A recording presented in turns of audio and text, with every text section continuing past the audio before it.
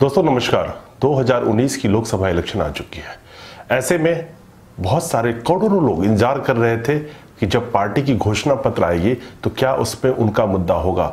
मैं बात कर रहा हूं यहां पे ऑनलाइन बिजनेस का। जो ऑनलाइन बिजनेस कर रही है कंपनियां, जो ऑनलाइन एग्रीगेटर्स हैं, क्या उनके मुद्दे सरकार के मैनिफेस्टो में होगी, घोषणा पत्र में होगी? क्योंकि करोड़ों लोगों का रोजगार उनके हाथों में जा चुका है। आज के डेट में करोड़ों लोगों का ये उम्मीद था शायद कि जो प्रमुख पार्टियों की घोषणा पत्र आएगी उसमें ऑनलाइन जो एग्रीगेटर्स है उनका मुद्दा जरूर होगा, ताकि उन पे अंकुश कसेंगे। वो आने वाली जो भी सरकार होगी उस पे अंकुश लगाएगी। और जिस तरह से पूरे भारत को बर्बाद कर रही है ये ऑनलाइन बिजनेस करके, और जिस तरह से लोगों के रोजगार में सेंध मारा है, ये एक बहुत बड़ा मुद्दा था इस लोकसभा इलेक्शन के लिए। लेकिन ताज्जुब की बात यह है, जहां पे एक पार्टी का घोषणा पत्र आ चुका है, मैं बात कर रहा हूं यहां पे कांग्रेस का, लेकिन उसमें कहीं भी इसके ऊपर शायद कोई जिक्र नहीं है जो हमने देखा है।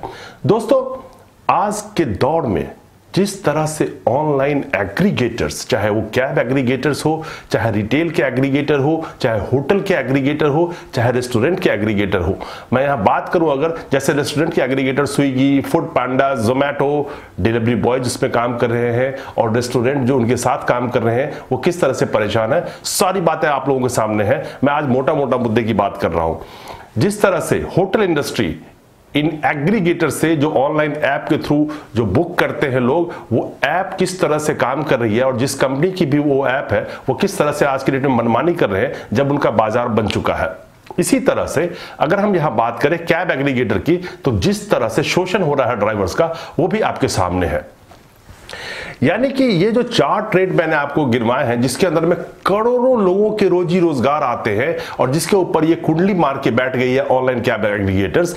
और पिछले कई सालों से इस ट्रेड में व्यापार करने वाले जो ओरिजिनल व्यापारी हैं वो इंतजार कर रहे थे कि कब इन एग्रीगेटर्स को कानून के दायरे में बांधा जाएगा, इनके ऊपर रेगुलेशन आएगा। लेकिन जहां पे अगर हम वोटर्स के हिसाब से भी बात करें तो इन चारों ट्रेड को अगर आप जोड़ लीजिए, hotel, restaurant, cab and retail business, जहां पे दोहरी मार पड़ी है लोगों के रोजगारों पे, छोटे छोटे व्यापारियों के काम बंद हो गए, वहीं पे इन कैब एग्रीगेटर्स की मनमानी बेधड़क और धड़ल्ले से चल रही है, और इनके ऊपर कोई कानून नहीं है। वहीं सरकार चुप बैठी हुई है। जिस तरह से लोगों का शोषण हो रहा है इस ट्रेड में, उसके ऊपर सरकार चुप बैठी है। विगत कई वर्षों से लोग इस उम्मीद में थे कि इनके ऊपर कोई कानून आएगा, लेकिन वो कानून आज तक नहीं आया और इलेक्शन सर पे आ गया है।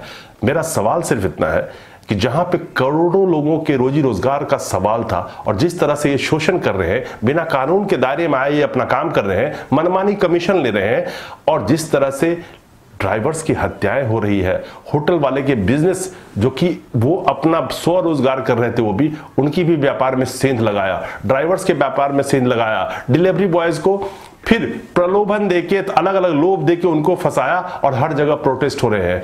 तो इसी तरह से ऑनलाइन बिजनेस में जितने भी ट्रेड है सब में लोग प्रोटेस्ट कर रहे हैं, लेकिन सरकार सुन नहीं रही है। और वहीं पे जो उम्मीद थी कि घोषणा पत्र में इस बार सरकार इनके लिए भी कुछ करेगी, लेकिन वो भी नहीं है। क्योंकि पिछले 5 सालों से 7 सालों से जिस तरह से इन्होंने लूट मचा रखा है, उस लूट को काबू करने के लिए जो कानून आना चाहिए इनके ऊपर वो नदारद है, और इलेक्शन सर पे आ चुका है, और आज भी ये नदारद है।